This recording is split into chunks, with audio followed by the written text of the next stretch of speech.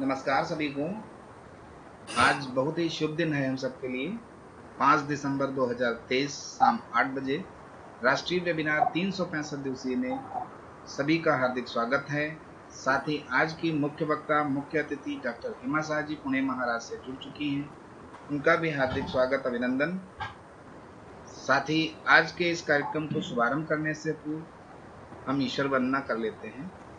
ईश्वर वंदना के लिए सभी कमर गर्दन सीधी करते हुए ध्यानात्मक आसन में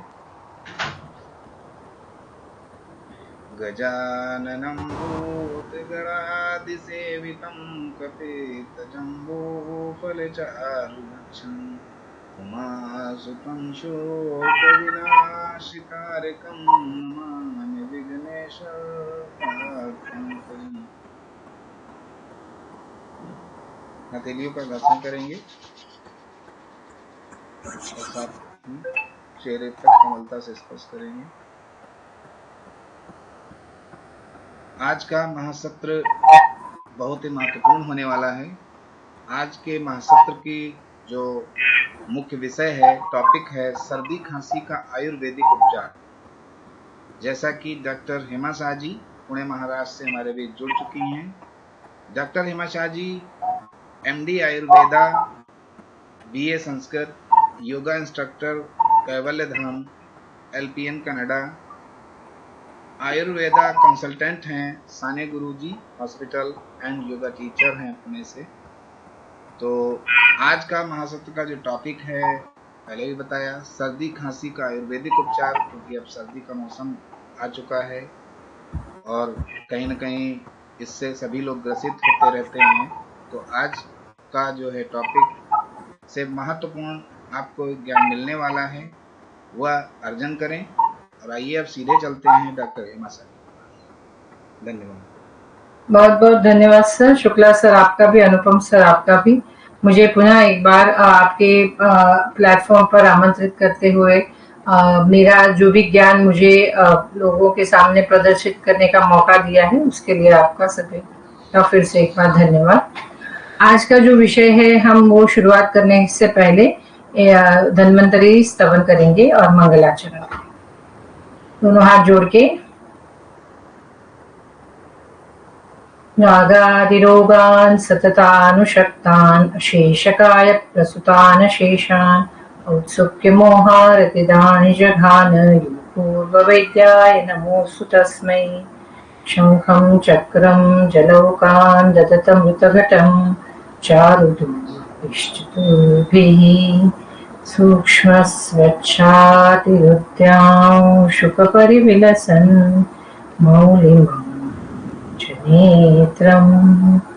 कालाम्भोदोज्ज्वलाङ्गं कटितटविलसश्चारुपीताम्बराढ्यं वन्दे धन्वन्तरिं तं निखिलगदवनप्रौढदावाग्निलीलम्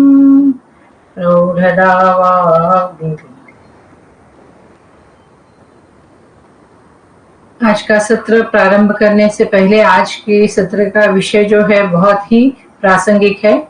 अभी दीपावली जाने के बाद दिल्ली की जो हवा का स्तर खराब हुआ है, प्रदूषण का उच्चांक जो आ गया है अभी, तो उस को ध्यान में रखते हुए और सभी संपूर्ण भारत में जो भी ठंड का मौसम चालू हुआ है, एक ऋतु बदल के बाद दूसरा ऋतु, जब दूसरी ऋतु प्रारंभ होती है तो पिछली वाली ऋतु के कारण शरीर में जो जो अच्छी चीजें बनी थी उसके ऊपर नए ऋतु का जो परिणाम होता है, हवा में जो आर्द्रता बनती है उसका परिणाम जो होता है, उसकी वजह से किसी भी मनुष्य की रोग उनके सामने लगने की जो प्रतिकार शक्ति है वो कम हो जाती है।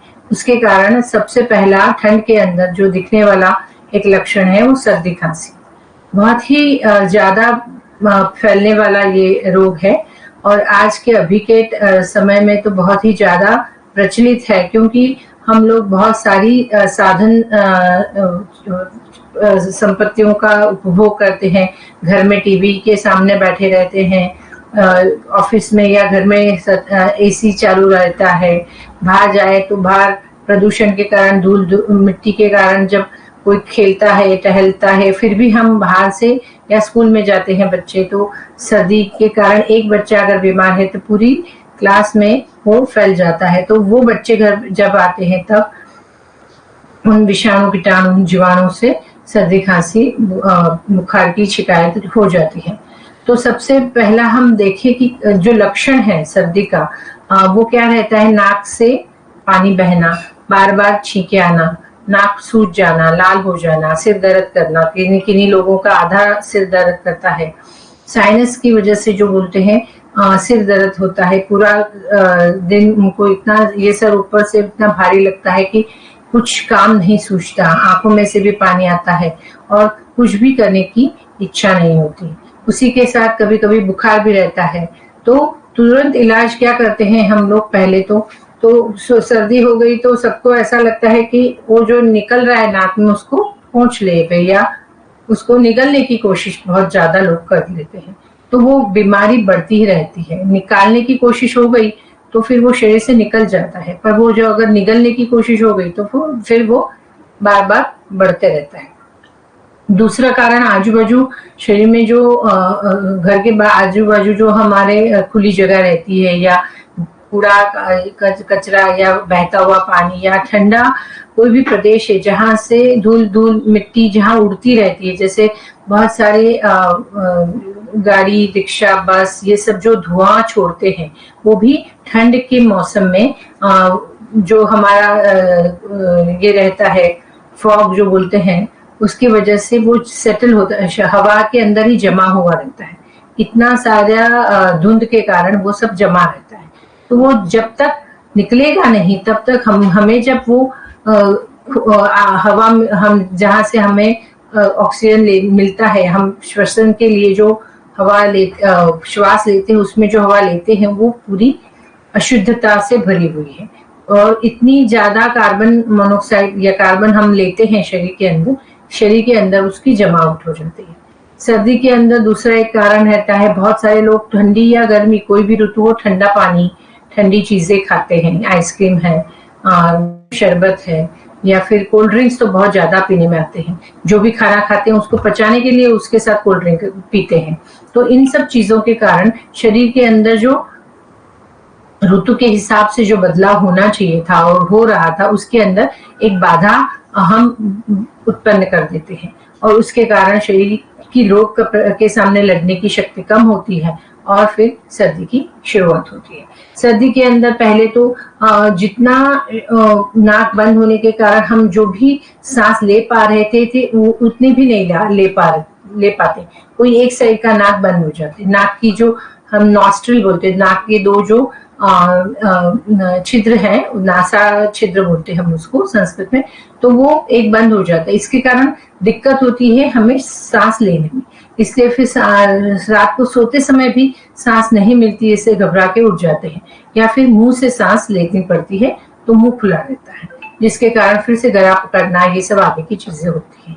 तो सर्दी के जो अगर कारण हमने जान लिए हैं तो उसके लक्षण भी अगर देखें तो उसके अंदर सबसे ज्यादा नाक का लाल होना और नाक से जो हम सूंघ सकते हैं, वो गंध ज्ञान जिसको बोलते हैं, वो समझ नहीं आती, सूंघने की शक्ति थोड़ी कम हो जाती है, जिसके कारण और ये सब पूरा इधर का भाग पूरा यहाँ से जड़ हो जाता है, वो जैसे बंद हो गया है, वहां बहुत सारी कुछ वजन आ गया है जिससे सुनाई देने में भी दिक्कत होती है। तो इन सब का लक्षणों के बाद जब हमें सतत सर्दी पानी जैसा नाक बहने लगता है तो नासा की अंदर की जो त्वचा है या नाक के अंदर की जो त्वचा है वो भी बहुत सूख जाती है। सूखने पर क्या होता है, और वहां से हवा ऊपर हम खींचने जाएं और वो ठंडी रहती है तो उसके कारण वो और हमें जैसे हमें अंदर से सुई से चुभा आया है किसी ने, ऐसी वेदना पीड़ा होती है और उसके कारण फिर वहां की बहुत ज्यादा हम जैसे रुमाल से नाक पोंछते रहते हैं तो बहुत कई बार उस घर्षण की वजह से आजू बाजू की सतह की चमड़ी भी निकलने लगती है और फिर वहां से खून निकलता है। इन सब चीजों के बाद हम देखें तो जब लक्षण बहुत ज्यादा बढ़ जाते हैं तो उनको सुबह सुबह ही और या फिर कोई ट्रिगर बोलते हैं जिससे उत्तेजना मिलती है, ऐसे धुआं, धूल, किसी परफ्यूम का स्मेल यानी उसकी सुगंध, या फिर गंदी कोई सुगंध, या फिर किसी ने घर में तड़का लगाया है तो वो तड़के से जो निकला हुआ धुआं है उसकी वजह से सुबह सुबह उनको एक के बाद कंटिन्यूअस छींकें आती रहती है। उन छींकों का कोई एक स्पेसिफिक कारण या एक विशिष्ट कारण नहीं रहता। सुबह की ठंडी हवा और ऐसा कोई एक निमित्त कारण आ गया तो उनको 10-20 छींकें रोज होने की आदत हो जाती है। ऐसे लोगों के शरीर में हमेशा के लिए सर्दी जड़ गई रहती है और इसका उपाय करने के लिए शरीर से पूरी तरह सर्दी का प्रॉब्लम निकालने के लिए आयुर्वेद की चिकित्सा बहुत प्रभावी रहती है। जितना हो सकता है इस आयुर्वेद में बताया है उसमें अलग अलग दोषों से अलग अलग प्रकार का सर्दी का यानी प्रतिशाय नाम से सर्दी जानी जाती है आयुर्वेद में। तो अलग अलग दोषों से अलग अलग प्रकार भी बताए हैं। हमें ये देखना है कि हम इससे निजात कैसे पाए। और सर्दी के अंदर क्या रहता है, जितना हम ऊपर खींचते हैं, जैसे छींक आ रही है तो उसको रोकने की कोशिश करते हैं तो वो भी एक कारण हो जाता है सर्दी की समस्या आगे बढ़ती रहने के लिए। दूसरा, सर्दी जब निकलना चाह रही है तब हमने नाक से पोंछ के नाक तो वो सूख गया, पर वो कभी कभी नहीं ही निकलता है, गाढ़ा हो जाता है तो फिर वो ब्लॉक बना देता है, सांस नहीं फूलती है, सांस नहीं ले सकते हैं तो सांस फूलने लगती है, तो फिर अंदर निगलने की कोशिश हो जाती है। तो वो कफ को निगला अंदर और फिर थूकने की कोशिश करने के बाद बहुत चिकना हो गया है कफ तो भी नहीं होता है। तो सर्दी के बाद में उसके आगे की समस्याएं यानी खांसी और या पुरानी सर्दी या एलर्जी की सर्दी जिसे हम बोलते हैं वो हो जाता है। अधिकतर अभी रिसर्च में पाया गया है कि दिल्ली की 50% जो बच्चे हैं उसमें 50% से ज्यादा 50% से ज्यादा लोगों को सर्दी की या कोई भी टाइप की एलर्जी की सर्दी की समस्या अभी के जो दूषित वातावरण के कारण हो गई है। और इसी को ध्यान न दिया गया, इस समस्या पे ध्यान सरकार बहुत अच्छा अभी वो प्रयास कर ही रही है, पर जब बच्चे बड़े होते हैं तो उनकी शरीर में फेफड़ों की कमजोरी एक बार जड़ जावे तो आगे जाके फेफड़ों की बीमारी भी हो जाती है। तो इसके कारण बहुत जरूरी है अभी ही रोग प्रतिबंधक उपाय करना प्रारंभ करें, जिससे आगे जाके इनके फेफड़ों में जो फेफड़ों को आकुंचन प्रसारण करने की जो उनकी ताकत है, उनकी शक्ति है, वो बनी रहे। जब सर्दी बहुत ज्यादा बढ़ती है, अभी एक दिवाली गई तो दिवाली के अंदर एक बड़ा सा कारण है, अभी दिल्ली में तो दिल्ली के आजू बाजू के राज्यों में पराली जलाने की वजह से उठा हुआ धुआं, पर बाकी के राज्यों में पटाखों के कारण बहुत ज्यादा केमिकल वाला धुआं हवा में जाता है और धुंध के कारण वो धुआं या कचरा हवा से या वातावरण से बाहर निकलता नहीं है, तो वो वहीं के वहीं ऊपर जमा रहता है। तो उसके कारण जब एक व्यक्ति जिसके फेफड़े कमजोर है, जिनको जब युवा थे या विद्यार्थी अवस्था में या छोटे बच्चे के जब थे चाइल्डहुड में, उनको अगर सर्दी खांसी की आदत हो गई है या पुरानी सर्दी हो गई है तो उनको वो फेफड़ों में पकड़ने की वो पटों का हवा या धुएं वाली हवा लेने की वजह से उनके फेफड़े जल्दी खराब होते हैं, उसको आगे जाके फाइब्रोसिस, अस्थमा ये सब हो सकता है। इसके लिए हमें मास्क भी इस्तेमाल करना पड़ता है। कोरोना के कारण हमने सबने सीख लिया है कि मास्क कैसे इस्तेमाल प्रयोग किया जाए और उसके कारण कितना हमें संरक्षण मिलता है। तो कोई भी बीमारी ऐसी अगर जैसे मैंने पहले ही बताया कि स्कूल में एक बच्चे को हो गया तो पूरे क्लास में हो जाती है, वो बीमारी सर्कुलेट होती है, यानी एक के बाद दूसरे को, एक की अच्छी हो जाए तो उसके पहले ही दूसरे को उसका संपर्क हो जाता है। तो इसके कारण हाथ धोने की विधि, स्टेरिलाइजेशन कैसे करना है, किसी का इस्तेमाल किया हुआ रुमाल दूसरे किसी ने इस्तेमाल नहीं करना है, या टच ने पकड़ना नहीं, छूना नहीं, ये सब हमें स्कूल में भी सिखाना चाहिए और घर में भी हर माता पिता ने अपने बच्चों को बताना चाहिए। और जब बहुत ज्यादा सर्दी खांसी है तो स्कूल ही नहीं भेजना चाहिए, जिसके कारण ये समस्या केवल घर तक सीमित रहे, उसका प्रचार प्रसार आगे ना हो। दूसरा कि जब हम देखते हैं बहुत सारे युवा अवस्था के लोग बहुत ज्यादा परफ्यूम, डिओड्रेंट, पाउडर, ये सब चीजें इस्तेमाल करते हैं, तो उसकी जो शार्प स्मेल है, बहुत ज्यादा उत्तेजित जो उसका सुगंध है, वो उसके पार्टिकल हवा के अंदर तैरते रहते हैं। बहुत सारे लोगों को बहुत पुरानी सर्दी होने के कारण उसकी एलर्जी हो जाती है, तो वो लोग जल्दी से उसका ग्रहण करते हैं, इसके कारण उनकी जो समस्या और ज्यादा विकट हो जाती है। तो दूसरों को तकलीफ ना हो इतनी ही मात्रा में आपने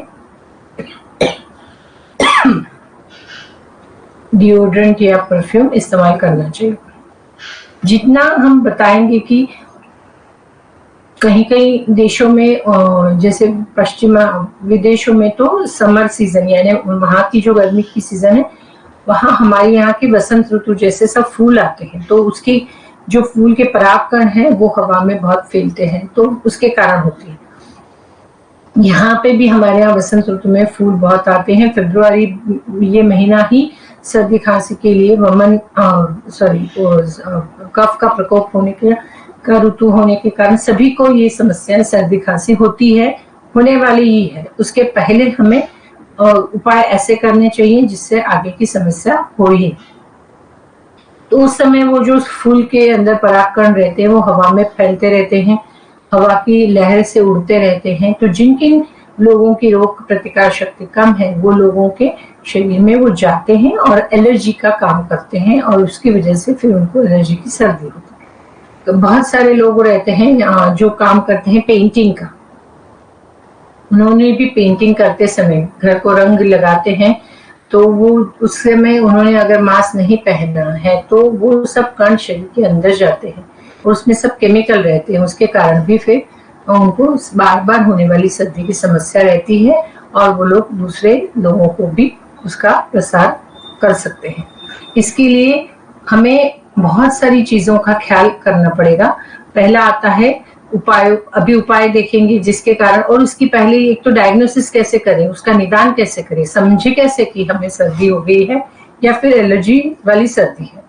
तो सादी सर्दी में हमारा नाक बहता है, सिर दर्द होता है, नाक लाल होता है, ये सब सूज जाता है, कान में दुखने लगता है, गले में दुखता है, कभी कभी यहाँ से जो टॉन्सिस है वो भी सूज जाते हैं, तो पानी निकलना भी मुश्किल हो जाता है, और बहुत सारा प्रयत्न करने के बाद भी कफ नहीं निकलता या मुंह से बलगम चिकना वाला या सफेद वाला निकलता है मुश्किल से। नाक से पानी बहुत जल्दी बहता है पहले सर्दी में, फिर वो पुरानी हो जाती है तो फिर वो बलगम भी निकलता है, नाक भी बंद हो जाता है, बार बार छींकें आने लगती है, थोड़ी सी धूल मिट्टी या धुएं की के कारण उसका निमित्त होता है और फिर उनको छींकें चालू हो जाती है। तो ये सब उनका डायग्नोसिस करने के लिए फिर हमें खून की जांच भी करनी पड़ती है। बहुत पुरानी सर्दी में तो खून जांच करनी ही पड़ती है, क्योंकि इससे पता चलता है कितना इन्फेक्शन शरीर में है।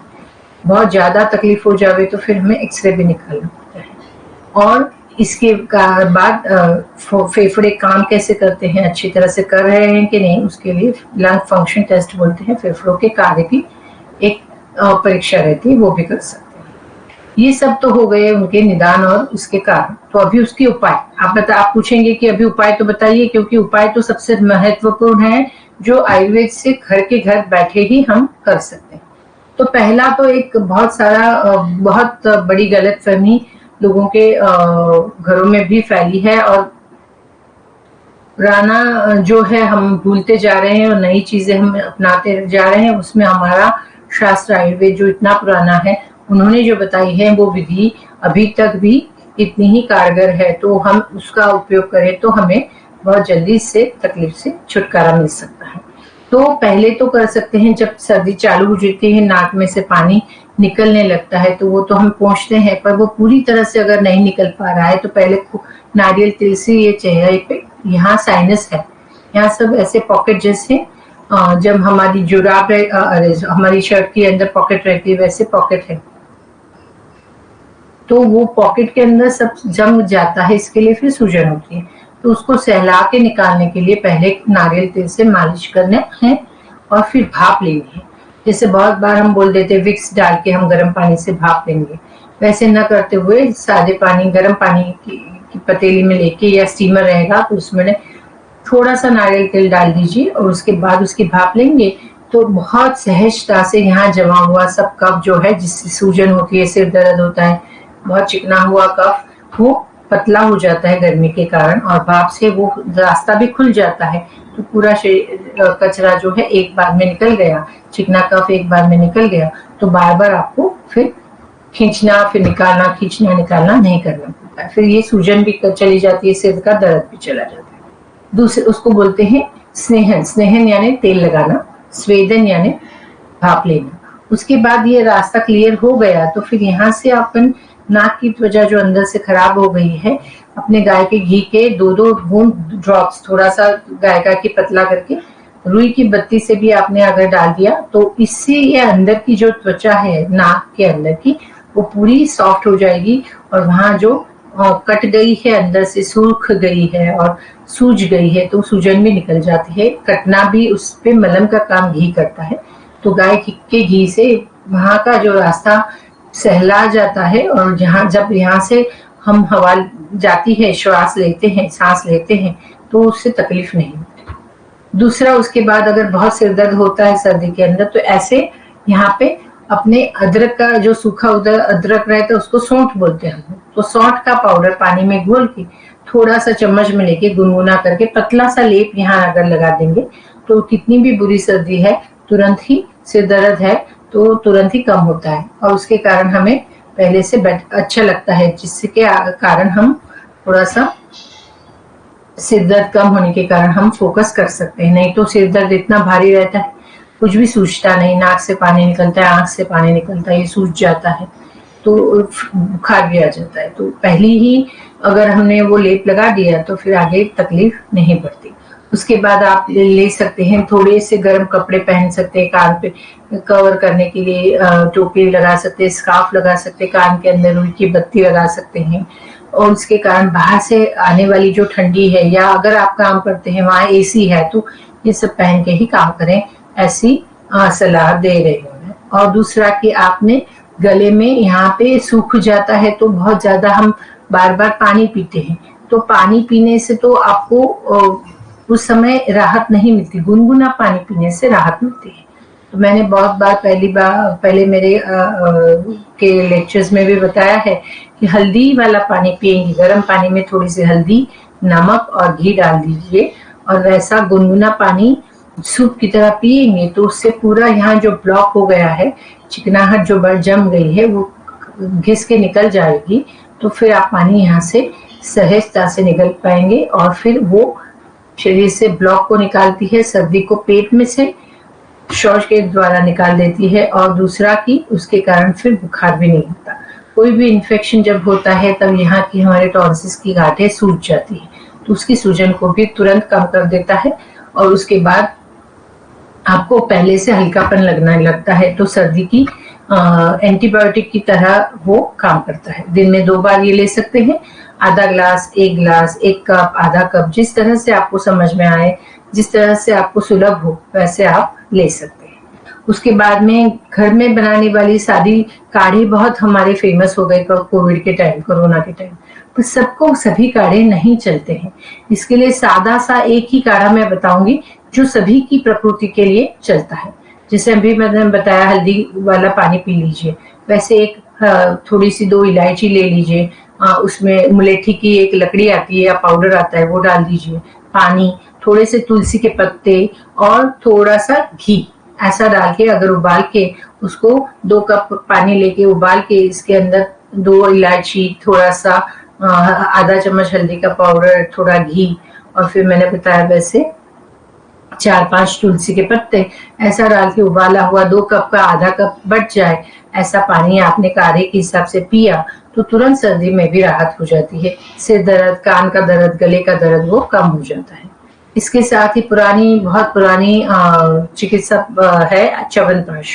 आयुर्वेद में च्यवनप्राश ये सभी शरीर के अवयव को, अंगों को अच्छा और नवीन जीवन देने वाला बताया गया है।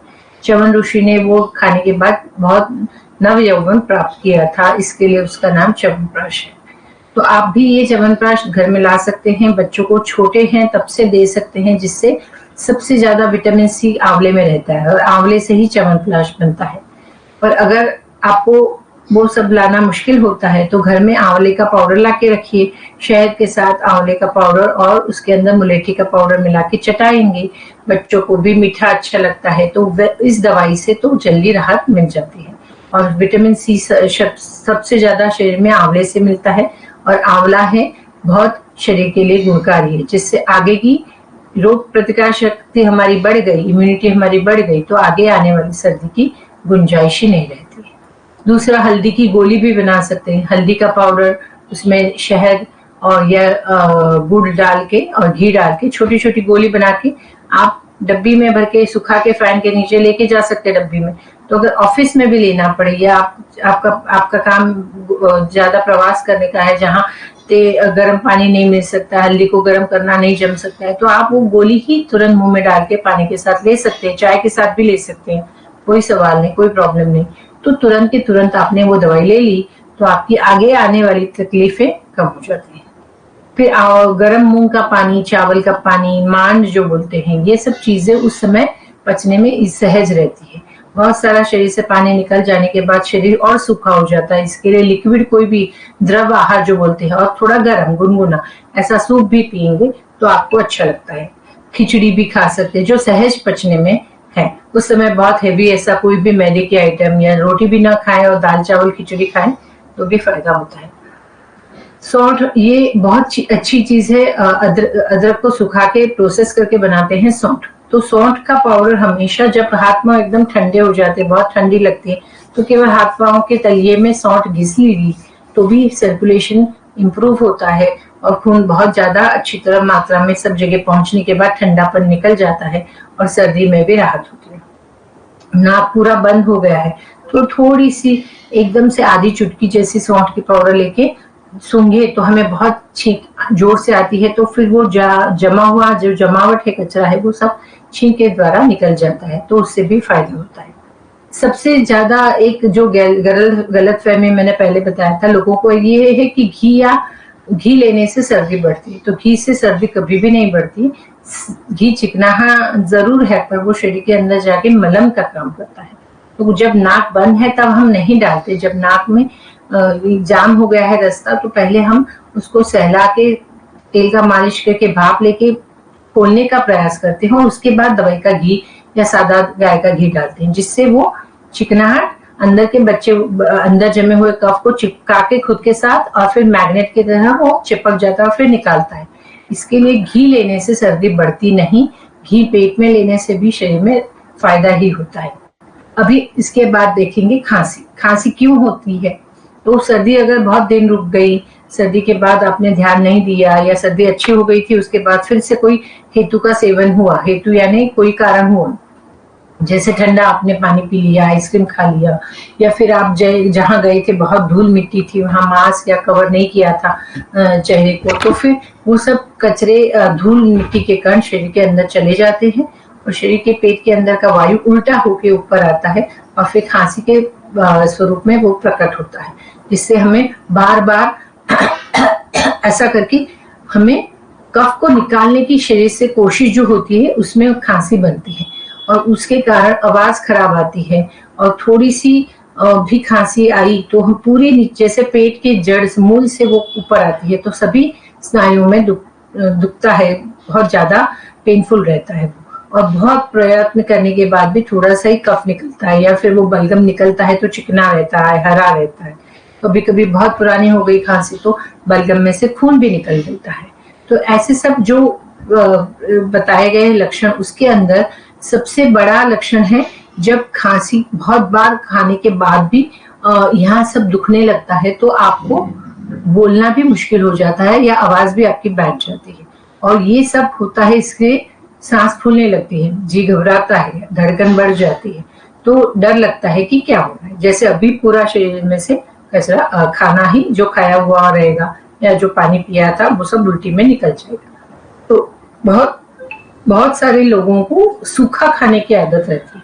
ऐसी रोटी सब्जी दाल चावल खाएंगे पर ऐसे अच्छा दाल में डुबो के रोटी नहीं खाएंगे, या फिर सूखा सूखा बहुत चीजें खाते हैं, रोटी और चटनी ले लिया तो ऐसा, पानी कम पीते हैं, या फिर बहुत ज्यादा चिकनाहट बने ऐसा जड़ पचने में ऐसा भारी खाना मैदे से बना हुआ वो भी बहुत पानी खींचता है। मैदा अगर आपने देखा होगा उसका आटा, तो आप पानी डालते जाइए गूंदे हुए आटे में तो वो खींचता रहता, अंदर लेता रहता है और फिर अपन खींचे तो वो खींचता भी है, तो वो सुखा देता है अंदर शरीर के अंदर सभी भागों को। तो आपको जब खाना खाते हैं तब अच्छी मात्रा में पानी या लिक्विड द्रव आहार नहीं लिया तो वो सूखा अन्न भी वायु को बढ़ाता है। इसलिए आयुर्वेद के हिसाब से अगर हम खाना खाते हैं तो थोड़ा घी डाल के ही दाल चावल खाते हैं।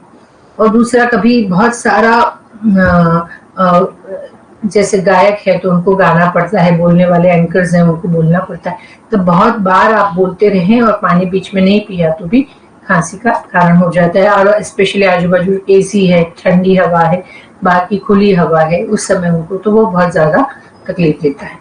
तो इन सब के कारण क्या क्या तकलीफ होती है, तो छाती में पीड़ा होती है, पिछले भाग पीछे पीठ में पीड़ा होती है, साइड में पीड़ा होती है या दुखता है, और यहाँ गला दुखने लगता है। बहुत बार खांसी एक के बाद एक उसके एपिसोड चलते रहे तो फिर उनको पेशाब का कंट्रोल भी कम हो जाता है, थोड़ा सा खांसी करने पर पेशाब हो जाता है, ऐसा भी बहुत आगे की कंडीशन में हो जाता है। और बहुत आवाज खराब हो जाती है, फिर आवाज बैठ जाती है तो फिर निगलने में भी तकलीफ होती है, कुछ खाना निगल नहीं सकते हैं ऐसी, या सूजन आ जाती है।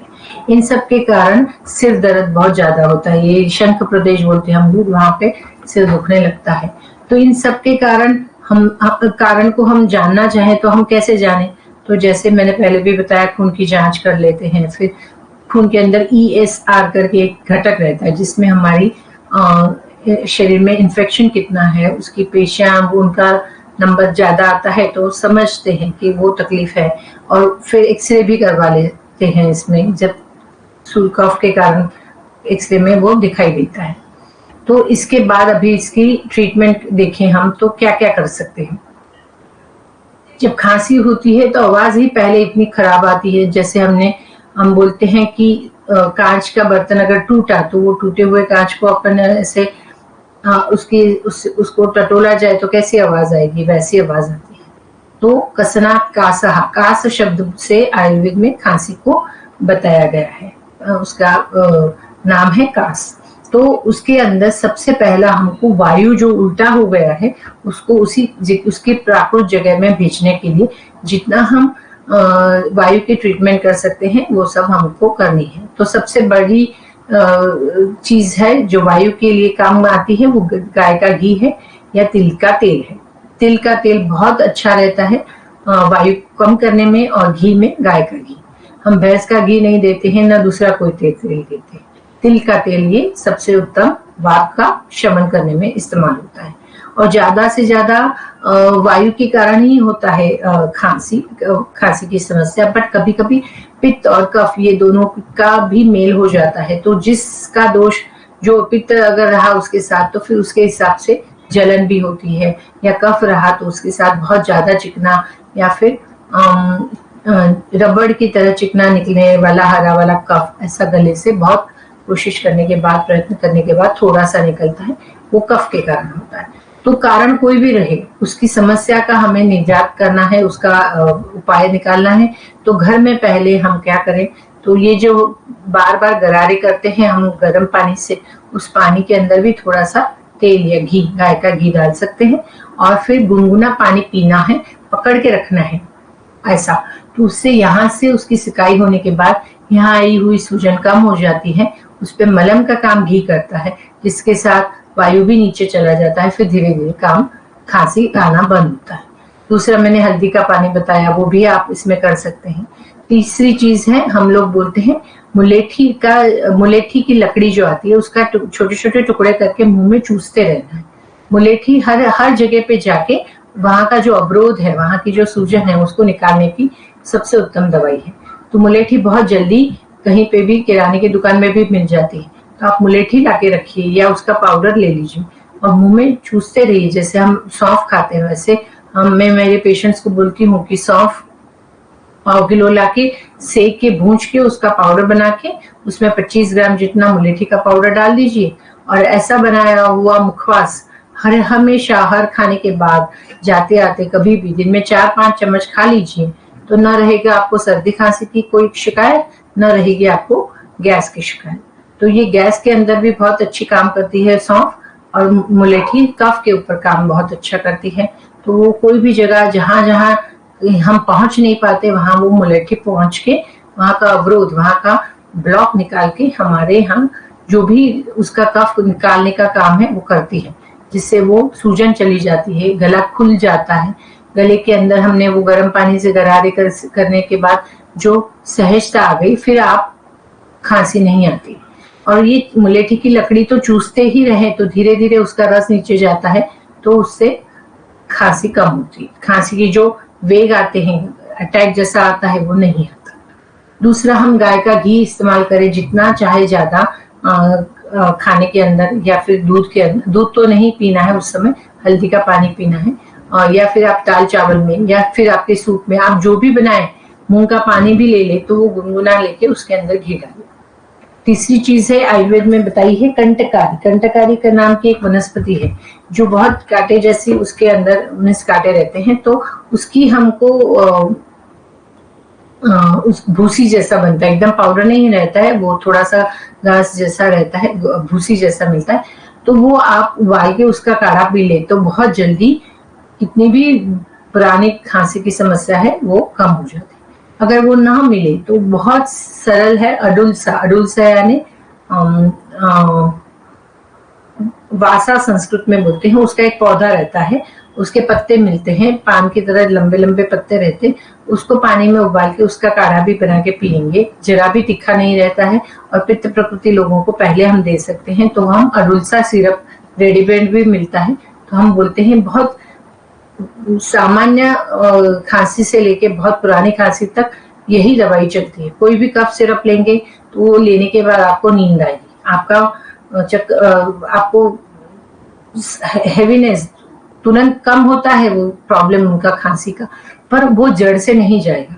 आपको नींद आएगी, आप सोएंगे, फिर उठेंगे तब सिर भारी ही रहेगा। जबकि अडुलसा सिरप पीने के बाद आपको वो कभी तकलीफ नहीं रहेगी। वो धीरे धीरे कफ को बंद कर वायु को नीचे भेज के कफ को कम करके वो आपकी खांसी अच्छी करता है। और उसको वासोसिन करके नाम भी है, वासा सिरप भी बोलते हैं, अडुलसा सिरप। वो कोई भी केमिस्ट की दुकान में भी सहजता से मिल जाता है। आंवले का मुरब्बा, आंवला कैंडी, ये चीजें ऐसी अच्छी गुणकारी है कि कोई भी बीमारी में भी वो खा सकते हैं। और वो चूसते रहने से अच्छा वाला कफ नीचे जाएगा और मलम का काम करता है, तो खांसी भी नहीं आती। ये तो हम खदीरादी वटी, कत्थे की गोली रहती है आयुर्वेद में, कंठ सुधारक वटी हमारे यहाँ मिलती है, तो उसमें कत्था रहता है, कत्थे से भी वो खांसी कम हो जाती है। तो वो बहुत सारे गायक ऐसे चूसते ही रहते हैं, कुछ गोली चूसते हैं, कुछ खड़ी शक्कर का थोड़ा सा एक शक्कर चूसते, मुंह में पकड़ के रखते हैं और चूसते रहते हैं। बहुत सारे लोगों को लौंग से फायदा होता है, तो लौंग भी मुंह में पकड़ के चूसेंगे तो उसके रस के कारण फिर कफ कम होता है। पर किन किन लोगों को जलन होती है, इसलिए मैं इलायची का प्रयोग ज्यादा लोगों को सजेस्ट करती हूँ कि 2-3 इलायची लेके मुंह में उसकी छाल के साथ चूसते रहेंगे। उसके रस के कारण कफ कम होता है, सुगंध भी आती है और खांसी दूर हो जाती है। तो ऐसे बहुत सारे उपाय हैं जिससे आपकी खांसी कम हो गई तो फिर नीचे से उल्टा आने वाला वायु जो नीचे से सब चीजों को ऊपर लाता है या उल्टी जैसा फीलिंग करवाता है, वो नहीं होगा। फिर वो नहीं रहा तो फिर सिर दर्द भी कम हो जाता है और उसके बाद फिर खांसी अच्छी हो जाती है। खांसी के अंदर सबसे बड़ा एक हम प्रॉब्लम या एक लक्षण देखते हैं कि कॉन्स्टिपेशन, मोशन ना साफ होना। बहुत लोगों को शौच साफ नहीं होता, उसके बाद खांसी और ज्यादा विकट होती है। तो मेरे सामान्य सा उपाय घर में आप कर सकते हैं। जितना हो सकता है रात को सोते समय गर्म पानी में घी लेके, गाय का घी लेके सोने के 1 घंटे पहले ले लीजिए और फिर सोए। या फिर गाय का घी ऐसा ना अच्छा लगे आपको तो आपके दाल चावल में जरा ज्यादा मात्रा में ले, या फिर अकेला ऐसे ही घी खा ले तो भी चलता है। तो फिर उससे मल को कोटिंग होता है और फिर शौच को साफ होता है। दूसरा, काली मुनक्का जो रहती है वो भी भिगो के 5-10 दाने आप सुबह सुबह खाली पेट खाएंगे, फूले हुए जो अंगूर जैसे हो जाते हैं, तो उससे फाइबर भी मिलता है और बहुत पित्त शामक है और मोशन शौच को साफ करने में प्राकृतिक चिकित्सा में भी यही इस्तेमाल करते हैं, नेचुरोपैथी में भी। तो वो बहुत आसान तरीके से वो कॉन्स्टिपेशन दूर हो जाता है। आवाज खराब हो जाती है हमारी, तो उसको ठीक करने के लिए आप थोड़ा सा दालचीनी का टुकड़ा, यानी दालचीनी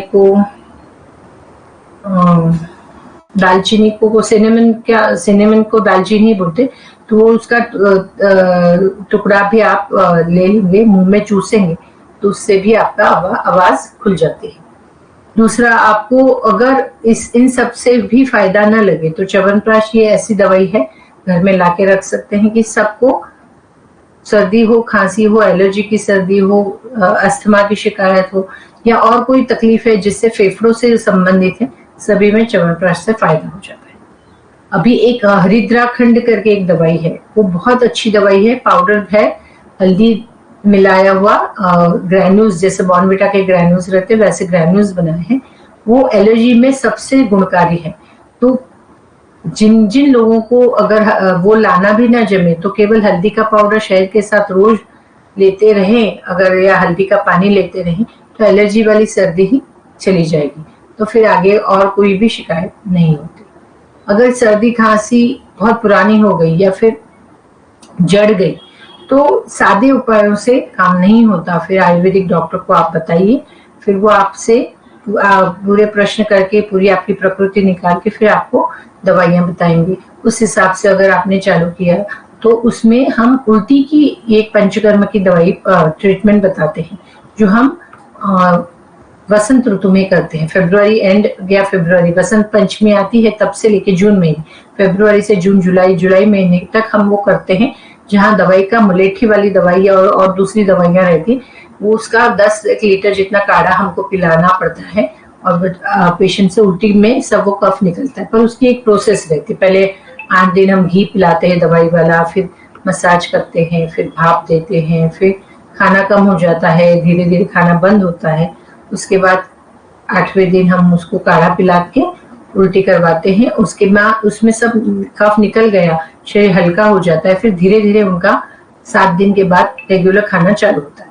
ये बहुत लंबी प्रोसेस है। अधिक आदर्श जो बताया है ट्रीटमेंट का प्लान, वो पुस्तक के हिसाब से जो क्लासिकल टेक्स्ट में बताया इस हिसाब से करना चाहिए, पर अभी कभी कभी लोग 2 दिन में कर लेते हैं तो वो बराबर नहीं है, वो केवल पैसे ऐंठने का काम होता है। तो शास्त्रीय रीति से अगर हम करने जाए तो इतना टाइम लगता है उसमें, और उस पद्धति से अगर हमने पूरे पंचकर्म में, ये एक वमन बोलते हैं उसको, उल्टी की दवाई, तो ये एक कर्म भी किया तो उसकी वजह से होने वाली मिलने वाले फायदे पूरे साल भर तक हम उसका उपयोग कर सकते हैं। तो उनकी इम्यूनिटी इतनी बढ़ती है, रोग के सामने लड़ने की शक्ति इतनी बढ़ती है, पूरे साल भर उनको सर्दी खांसी नहीं होती। इसलिए इन उपायों का अगर प्रयोग करने के बाद अगर आपको फिर से सर्दी होती है तो फिर आयुर्वेदिक डॉक्टर से ही सलाह लीजिएगा, क्योंकि कोई भी दूसरी पद्धतियों में क्या है, उसको दबाने की कोशिश होती है। आयुर्वेद की मूलतः चिकित्सा पद्धति का हेतु क्या है, कोई भी तकलीफ जड़ से निकालें, जिससे हमें हमेशा के लिए दवाई ना लेनी पड़े और बिना दवाई हम अच्छे रहें और कभी फिर उसकी तकलीफ हमें ना हो। इसके साथ योग और प्राणायाम की बहुत बड़ी जरूरत है, उनकी गुंजाइश है, क्योंकि प्राणायाम में हम प्राण को आयाम यानी खींचते हैं। जितना हम फेफड़ों में हवा भरेंगे, उसको पकड़ के रखेंगे और धीरे धीरे सहलाते हुए उसको निकालेंगे, इसी को प्राणायाम बोलते हैं। तो उसके क्रिया के अंदर जो आते हुए अलग अलग, जैसे कपाल, ये भस्त्रिका है, उज्जाई है, अनुलोम विलोम है, इन सब प्राणायाम के प्रकारों का क्यों अलग अलग प्रकार है, उनका जो जैसे जिस तरह से हम उपयोग करते हैं या उसकी पद्धति जो है, उसके हिसाब से फेफड़ों की ताकत बढ़ती है, फेफड़ों की फूलने की शक्ति बढ़ती है। तो अलग अलग तरीके से वो प्राणायाम, जैसे उज्जयी प्राणायाम करने से यहाँ जो थायराइड है गांठ, उसका काम अच्छा होता है। अनुलोम विलोम बहुत सामान्यतया होने वाला नॉर्मल कंडीशन में स्वस्थ आदमी व्यक्ति कर सकता है ऐसा प्राणायाम। कभी भस्त्रिका भी करवाते हैं। क्यों? तो अंदर से बहुत जोर से हमको खींच के वो बाहर निकालना है कचरा, फेफड़ों में से हवा का आवागमन बहुत जोर से करना है, तो फिर वो उस समय हम भस्त्रिका करवाते हैं। तो ऐसी सभी क्रियाओं का बहुत ज्यादा फायदा होता है सर्दी खांसी और इसके एलर्जी की सर्दी में। तो जितना हो सकता है आप अपने योग गुरु के पास सीख के फिर आप करिएगा। प्राणायाम भी सिखाने सर गुरु से ही शिक्षा लेने के बाद करना चाहिए, अपने मन से नहीं करना चाहिए। तो ये योग की पद्धतियों का भी बहुत सारा फायदा इसमें होता है। तो आयुर्वेद और योग का समन्वय करने से बहुत जल्दी बिना कोई केमिकल दवाई लिए बिना आपको सर्दी खांसी और पुरानी सर्दी या एलर्जी की सर्दी में राहत मिल सकती है। मेरे हिसाब से अभी और किसी का कुछ सवाल रहेगा तो आप बता सकते हैं। बाकी ये सब जो मैंने बताया ये सब घर में बनाने वाली चीजें हैं या घर की सब रेमेडीज हैं। तो हम इसके बाद ना अच्छे हुए तो और डॉक्टर को दिखाना जरूरी है। अपने हिसाब से अपने मन से या यूट्यूब से या वीडियो देख के सभी नुस्खे हम अपनाने लगे तो फिर बहुत तकलीफ हो जाएगी। इसके लिए थोड़ी सी जब सर्दी है तब अच्छी करने के लिए बिना केमिकल दवाई ये सब चीजों का आप उपयोग करें तो जरूर आपको फायदा। धन्यवाद जी, बहुत बहुत धन्यवाद डॉक्टर हेमा शाह जी को, अपना महत्वपूर्ण समय दिया और इतनी महत्वपूर्ण जानकारी दी। आज के इस सत्र के माध्यम से सर्दी खांसी का आयुर्वेदिक उपचार, आयुर्वेदिक और घरेलू उपचार भी है कहीं ना कहीं, क्योंकि जैसा कि मैंने बताया कि जब भी आपका इस तरीके से आप ग्रसित होते हैं सर्दी खांसी से, तो आप किस तरीके से घरेलू पद्धति से भी उपचार कर सकते हैं और उसके अलावा आयुर्वेदिक उपचार भी किस प्रकार से किया जाता है, वो पूरा वर्णन आज किया गया है सत्र में। तो निश्चित है कि जिन लोगों ने आज के सत्र को देखा है या बाद में भी देखेंगे, क्योंकि ये लाइव वीडियो आपका लगातार रहेगा, फेसबुक पर भी, यूट्यूब चैनल के माध्यम से भी इस वीडियो को जो है लॉन्च किया जाएगा, जिसके साथ सभी लोग इसका जो है महत्वपूर्ण जानकारी के साथ अपना उपचार कर सकते हैं अगर वो सर्दी खांसी से जो है ग्रसित हैं। तो आज के सत्र के लिए पुनः बहुत बहुत धन्यवाद डॉक्टर हेमा शाह जी को। और आज के सत्र को आप यहीं पर विराम देंगे। विराम देने से पूर्व हम सभी शांति पाठ करेंगे। शांति पाठ के लिए कमर गर्दन सीधी करते हुए 3 बार गायत्री मंत्र का उच्चारण करेंगे। ओम भूर्भुवस्वः तत्सवितुर्वरेण्यं भर्गो देवस्य धीमहि धियो यो नः प्रचोदयात्। ओम भूर्भुवस्वः तत्सवितुर्वरेण्यं भर्गो देवस्य धीमहि धियो यो नः प्रचोदयात्। ओम भूर्भुवस्वः तत्सवितुर्वरेण्यं भर्गो देवस्य धीमहि धियो यो नः प्रचोदयात्। ओम शांति शांति शांति। हृदय को दर्शन करेंगे और सहजता पूर्वक कोमलता से चेहरे पर स्पर्श करेंगे। आज का सत्र बहुत ही लाभदायक होने वाला है सभी के लिए, तो जरूर यह वीडियो देखें, लाइक करें और शेयर करें ताकि ज़्यादा से ज़्यादा लोगों तक ऐसी जानकारी पहुंच सके। तो आज के सत्र के लिए पुनः धन्यवाद डॉक्टर हेमा शाह जी को, और आगे से भी आमंत्रित करते हैं कि एक नए विषय के साथ पुनः उपस्थित हूँ। मिलते हैं अगले सत्र में, तब तक के लिए सभी को नमस्कार। जय श्री कृष्ण। धन्यवाद सर ऋषिकुल योगपीठ का, और सर आपका भी शुक्ला सर पुनः मुझे आमंत्रित करने के लिए। आशा करती हूँ कि ये जानकारी सभी का ज्ञान भी बढ़ाए और उपयोग में भी आए। बिल्कुल। नमस्ते मैम। नमस्ते।